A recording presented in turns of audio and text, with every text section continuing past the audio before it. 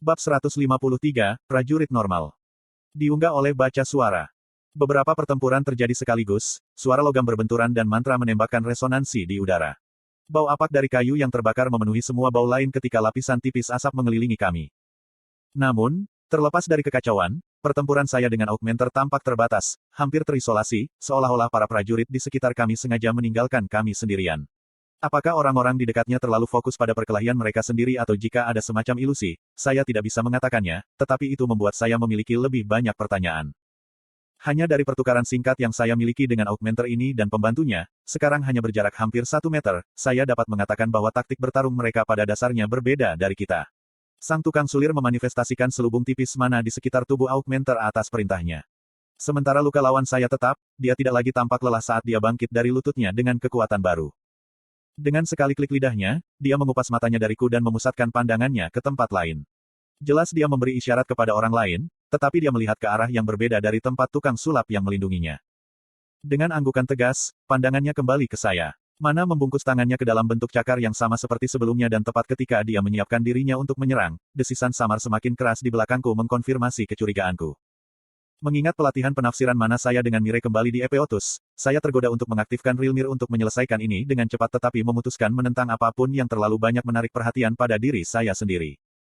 Aku berputar tepat pada waktunya untuk melihat semburan api meluncur ke arahku. Mengondisikan angin kencang ke spiral di sekitar tanganku seperti bor, aku menyebarkan mantra api hanya untuk berputar menjauh dari serangan Augmentor itu segera. Akar yang tertutup lumut di dekatnya terbakar dari bara api mantra penyembah yang tersebar. Pembukaan yang rimbun di dalam hutan berubah menjadi lubang darah dan api ketika semakin banyak tentara di kedua sisi mulai menumpuk di tanah. Gerakan Augmentor itu agak ringkas dan terkoordinasi dengan baik meskipun medan tidak rata, tetapi bertahun-tahun perdebatan melawan Cordry telah membuat serangannya tampak lamban. Augmentor mendarat dengan cekatan, cakar mananya hanya mengenai udara. Dia benar, kamu bukan hanya prajurit biasa, dia meludah ketika dia berbalik untuk bersiap menerkamku sekali lagi. Apakah dia hanya mampu menggunakan cakar mana itu? Dia, tanyaku, bingung siapa yang mungkin memberinya informasi ini. Dia tetap diam dan berlari ke arahku, menggunakan tunggul pohon sebagai pijakan untuk melompat keluar dengan cakarnya mana siap untuk menyerang. Aku memposisikan diriku untuk menghadapi serangan itu, tetapi ketika cakarnya hanya beberapa inci dari wajahku, aku menarik kepalan tanganku sendiri dan bergoyang ke kiri. Aku menggerakkan tinjuku ke arah rusuk terbuka Augmenter ketika tabir mana di sekeliling tubuhnya berkumpul ke arah daerah yang ingin aku serang. Tinju yang diperbesarku bertemu dengan bunyi keras sebelum penghalang mana yang melindungi tulang rusuk lawanku pecah. Hanya kekuatan pukulan saya yang mengirim Augmenter jatuh ke tanah, tetapi ketika dia bangkit, hanya ada ekspresi frustrasi, bukan rasa sakit. Aku melihat dari atas bahuku, memusatkan pandanganku pada tukang sulap lagi. Dengan alisnya dirajut dalam konsentrasi dan tangan gemetar, aku bisa mengatakan bahwa dialah yang memblokir seranganku, bukan Augmenter. Yang membingungkan saya, dan lebih jauh lagi mempertahankan kecurigaan saya adalah bagaimana para prajurit di sekitar tukang sulap itu tampaknya mengabaikannya, sekutu dan musuh sama. Apakah benar-benar ada semacam ilusi di sekitar kita? Saat itu, bola api lain melesat ke arahku, tetapi itu sedikit lebih dari gangguan pada saat ini. Mantra itu datang dari arah yang berbeda, tetapi aku tahu di mana tukang sulap bersembunyi, 50 kaki di depan, diposisikan di suatu tempat di atas sekelompok batu besar yang tertutup lumut. Dia ada di sana, kan? Aku bertanya dengan seringai, menunjuk ke arahnya. Wajah Augmentor memucat tetapi dia tetap diam. Dia bangkit berdiri dengan bantuan pohon di dekatnya meskipun kelelahan, keputusasaan tampak jelas di wajahnya yang kasar. Menjaga matanya yang dalam terkunci pada saya, dia bertepuk tangan sekali saja. Begitu dia melakukannya, beberapa gambar Augmenter mulai terbentuk di sekitar saya, menyelesaikan kecurigaan saya, ada ilusi atau sihir menipu yang terlibat. Tak lama kemudian, setidaknya ada selusin figur Augmenter yang semuanya dalam pose berbeda, sangat mirip kehidupan, semua siap untuk menyerang.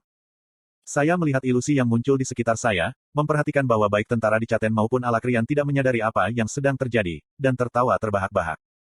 Ini lucu. Augmenter itu menggeram, suaranya datang dari semua klon juga. Maaf, aku menghela nafas, masih tersenyum.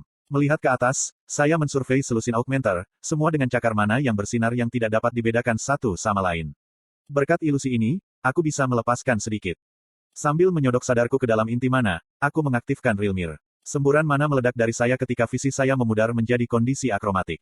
Aku bisa merasakan kehangatan yang nyaman saat rune bercahaya mengalir di lengan dan punggungku sementara rambut panjangku mulai bersinar dengan rona keperakan daripada berubah menjadi putih sepenuhnya. Klon-klon yang dulu tampak identik dalam kondisi normal saya sekarang tidak lebih dari sekelompok mana yang dibentuk menjadi bentuk manusia. Semua kecuali satu tampaknya merupakan massa partikel mana putih. Yang mengejutkan saya adalah bahwa ilusi itu tidak digunakan oleh tukang sulap yang tersembunyi tetapi, perisai. Mengunci tatapanku pada pembesar, itu jelas dari ekspresinya bahwa dia tahu ada sesuatu yang sangat menindasku. Butir-butir keringat membasahi wajahnya saat dia memandangku dengan kebingungan yang menakutkan. Mengabaikan kewaspadaannya, Augmenter, beserta semua klonnya, berlari ke arahku. Pada saat yang sama, Mage menyulap ledakan api lain, yang lebih besar, kali ini, selaras dengan serangan Augmentor. Mengangkat output mana, aku mengabaikan ilusi Augmentor dan mengarahkan cakar mana Augmenter yang asli, menghancurkan mantranya. Meraih pegangan erat tangannya yang terbuka, aku menggunakan momentumnya untuk mengarahkannya ke arah ledakan api. Saya melihat sekilas mata lawan saya melebar ketakutan sebelum dipukul oleh pukulan penuh mantra sekutunya. Beberapa lapisan penghalang berusaha melindungi Augmentor tetapi semuanya hancur karena kekuatan ledakan. Namun, kehidupan Augmenter itu tetap terjaga berkat hal itu. Klon ilusi berkedip sebelum menghilang saat aku mengalihkan perhatianku ke tukang sulap yang bersembunyi di pohon. Tanpa kata-kata, aku mengangkat lengan kiriku dan menyatukan mana ke ujung jariku. Seal, Cypher, lindungi Maylin. Augmenter itu meraung, masih berjuang untuk bangkit dari tanah. Si tukang sulap bernama Cypher yang disebut Augmenter sebagai Tameng, mengangguk dengan marah ketika aku selesai menyiapkan mantraku. Tanaman merambat listrik menggulung lengan saya seperti ular, berkumpul di ujung telunjuk dan jari tengah saya. Menggunakan lengan kanan saya untuk membantu menstabilkan tujuan saya berkonsentrasi pada sulap tersembunyi yang sekarang terlihat jelas berkat Rilmir. *** Anda membaca di https://rednovelfullonline.com ***. Lepaskan, gumamku. Peluru petir tipis keluar dari ujung kedua jari saya, menusuk langsung melalui pohon-pohon yang berdiri di antara saya dan penyihir tersembunyi. Lapisan-lapisan penghalang tembus pandang yang terbentuk di jalur peluru itu langsung hancur hingga mantraku menghantam gugusan batu yang telah aku tuju. Tidak ada teriakan dramatis atau deru kesakitan di kejauhan, hanya bunyi lembut tubuh lemas penyihir yang jatuh dari batu. Tidak, Maylin. Kastor pembatas berteriak ketika dia berlari ke arah rekannya yang jatuh, meninggalkan jabatannya. Ketika penyihir itu jatuh dan konsentrasi Cypher pecah, ilusi di sekitar kami menghilang. Seolah-olah sebuah jendela telah terbuka, dunia menjadi lebih jelas di sekitarku dan volume pertempuran yang hampir diredam berlangsung kembali dalam ledakan penuh. Tidak lama sebelum saya terhanyut dalam kekacauan pertempuran. Saya merilis Rilmir tetapi mengeluarkan daun sebalat dari cincin dimensi saya. Pedang merah jernih berkilauan ketika bilahnya melengkung di sekitarku, menghamburkan darah kemanapun ia mencapai sasaran. Pertempuran antara kedua pihak telah berlangsung kurang dari 1 jam, namun tanah dipenuhi dengan mayat dan bagian-bagian tubuh, kaki terputus, kepala terpenggal, dan lengan cincang masih memuntahkan darah. Udara musim dingin yang dingin tidak banyak membantu menutupi bau tajam darah dan daging yang terbakar, sementara deretan pepohonan yang padat di sekitar pertempuran semakin memperkuat hiruk-pikuk jeritan. Sementara jumlah musuh lebih sedikit, mereka memiliki lebih banyak penyihir daripada divisi kami. Augmenter dengan senjata yang diilhami mana menembus tentara kaki kami sementara para konjurer menyerang dari kejauhan. Musuh menyerbu saya dalam panasnya pertempuran, beberapa dengan teknik unik seperti Augmenter cakar mana yang tidak terlihat, cambuk api, baju besi yang terbuat dari batu. Ada satu Augmenter musuh yang telah membunuh beberapa prajurit kami dengan menyiramkan air ke tenggorokan mereka sampai mereka tenggelam. Namun, tidak ada yang membuat perbedaan bagi saya. Pikiranku menjadi mati rasa pada satu titik ketika tubuhku sepertinya bergerak sendiri. Saya hanya membunuh segelintir orang, tetapi saya sudah licin dengan darah. Tunik dan celana saya menempel di kulit saya, tetapi saya tidak tahu apakah itu karena keringat atau darah. Kata-kata sulit diucapkan di tengah pertempuran. Kata-kata tidak berguna. Sebaliknya, tentara dari kedua sisi mengeluarkan tangisan primitif saat mereka bertarung, mabuk adrenalin saat mereka meronta-ronta senjata mereka. Saat aku mengeluarkan pedangku dari dada berdarah pria lain, aku mendecakkan lidahku. Tidak ada yang baik tentang ini. Kematian binatang buas adalah satu hal, tetapi kedua belah pihak dari jenis yang sama. Aku menendang tubuh yang lemas dan menggunakan pakaiannya untuk membersihkan darah dari pedangku. Saya telah menghemat banyak MP, tetapi terus berjuang selama hampir 1 jam telah mengambil korban di tubuh saya. Saya mengamati prajurit-prajurit lain ketika melihat orang yang saya kenal menangkap mata saya. Dia baru saja menangkis kapak lawannya ke tanah ketika tatapannya juga jatuh ke tanganku. Bibirnya melengkung menjadi senyum percaya diri saat dia memposisikan untuk mengarahkan sarung tangannya ke wajah lawannya. CEDRY. Aku berlari ke depan, menyelinap dan berayun keluar dari jangkauan Alakrian sampai dia terbuka. Lalu aku mengantarkan gauntletku ke sisinya, retakan tulang rusuknya yang memuaskan menunjukkan bahwa dia turun. Pelacur, pria bermata sipit itu meludah ketika dia menekuk, darah bocor dari bibirnya. Dia mati-matian memegangiku agar tidak jatuh, tangannya mendarat di atas bantalan kulit yang melindungi payudaraku. Dengan seringai cabul di matanya yang setengah tertutup, dia menggunakan kekuatan terakhirnya untuk merobek armorku.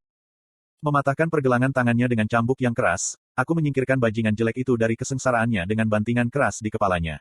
Aku tidak bisa menahan untuk tidak menyeringai, gembira dan senang dengan kemenangan saat kehebohan yang kuat menumpuk di dalam diriku. Orang bodoh lain mencoba menyelinap di belakangku, tetapi aku menghindari pedangnya dan berbalik.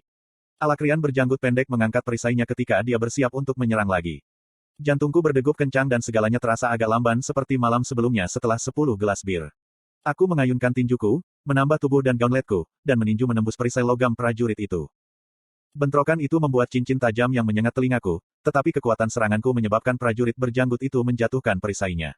Saya tidak memberinya waktu untuk pulih, berputar dari kaki saya untuk mendapatkan momentum untuk memotong lokomotif. Mata prajurit itu melebar ketika dia mati-matian berusaha mengangkat lengannya untuk menghalangi seranganku, tetapi lengan perisainya tidak mau terangkat, masih mati rasa karena syok pukulanku yang sebelumnya. Dia tidak bisa mengangkat pedangnya dengan cukup cepat ketika bilah tanganku mencapai jakunnya yang terkenal. Prajurit itu jatuh ke belakang, menggeliat-geliat dengan tangan melingkari lehernya ketika dia berjuang untuk bernapas. Setelah berdeguk putus asa, tubuhnya terasa lemas di hadapanku. Aku meraung menakutkan. Tidak ada orang yang bisa meremehkan saya di sini. Hanya kekuatan yang mutlak ada di medan perang. Tangisan saya menarik perhatian pengguna kapak terdekat. Sementara tubuhnya jauh lebih besar dari milikku, gerakannya lambat. Saat dia mengayun ke bawah, kapaknya mulai bersinar kuning sementara lapisan mana mulai menyebar di tubuhnya. Melihat afinitas unsur yang berbeda dari mana yang mengelilingi kapaknya dibandingkan dengan tubuhnya, sepertinya orang lain telah menggunakan mantra untuk melindunginya, tapi aku tidak punya waktu untuk bertanya. Saya tidak punya waktu untuk terkejut. Kekuatan itu mutlak. Aku menghendaki semua mapku menjadi kepalan tangan kananku saat aku membalikkan tubuhku ke samping untuk menghindari serangannya. Aku melihat sekilas bayanganku ketika flat kapaknya terayun ke bawah, ada senyum euforia, hampir gila, yang menempel di wajahku. Saya menggunakan momentum serangannya dan menangkis kapak itu ke tanah ketika saya melihatnya. Bocah desa yang mengalahkan semua orang yang dia lawan, bahkan Nyonya Astera. Ada pembicaraan dari beberapa tentara yang menyebutkan anak itu tombak. Aku mencibir pada gagasan konyol pada saat itu, tetapi ketika aku berdiri di sini, hanya beberapa lusin kaki darinya dan tumpukan mayat berserakan di sekelilingnya, aku hanya bisa bertanya-tanya apakah mereka benar. Mata saya akhirnya bertemu dengan dia tetapi daripada ekspresi tenang, menyenangkan yang dia pakai sepanjang malam, matanya melebar saat dia dengan putus asa mengucapkan sesuatu kepada saya. Saya tidak bisa mendengar apa yang dia katakan tetapi tidak masalah, saya akan bertanya kepadanya nanti. Pengguna kapak masih berjuang untuk menarik senjatanya dari tanah, ketika aku merasakan sakit yang menyengat di dadaku. Dalam sekejap, semua kekuatan dan kehebohan saya merembes kering. Tanganku tidak bisa lagi mengepal. Tanah tiba-tiba tampak lebih dekat ketika saya menyadari bahwa saya telah berlutut. Aku melihat ke sumber rasa sakitku, hanya untuk melihat lubang menganga di mana dadaku dulu. Secara naluriah aku mencoba menutupi lubang itu dengan tanganku, hanya merasakan rasa sakit yang membakar menyebar di telapak tanganku. Aku memalingkan pandanganku dari lukaku ke tanah di depanku, menemukan jawabanku di sana, sebuah kawah hangus yang hanya berjarak 1 kaki. Aku kehilangan perasaan di kakiku saat aku terjatuh ke lantai. Aku menjadi mengantuk dan kedinginan, pikiranku yang terakhir tentang seberapa tinggi rumput bernoda darah itu terlihat dari sini.